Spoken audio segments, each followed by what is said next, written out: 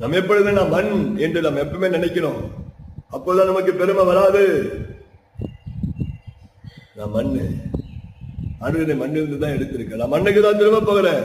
கோடிகள் இருக்கலாம், ஆஸ்திகள் இருக்கலாம், அரண்மனை இருக்கலாம்,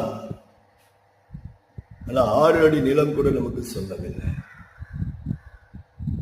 எல்லோரும் மண்ணுக்கு தான் திரும்ப வேண்டும். எவ்வளவுதான் கோடிகளை வைத்திருந்தாலும், ஆஸ்திகளை வைத்திருந்தாலும், சொத்துக்களை சம்பத்துக்களை வைத்திருந்தாலும்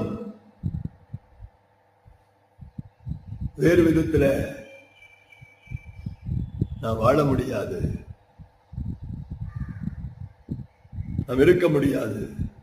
எல்லோருக்கும் ஒரே நியமம் தான். எல்லோரும் பிறந்தவர்கள் எல்லோரும் மரிக்க வேண்டும்.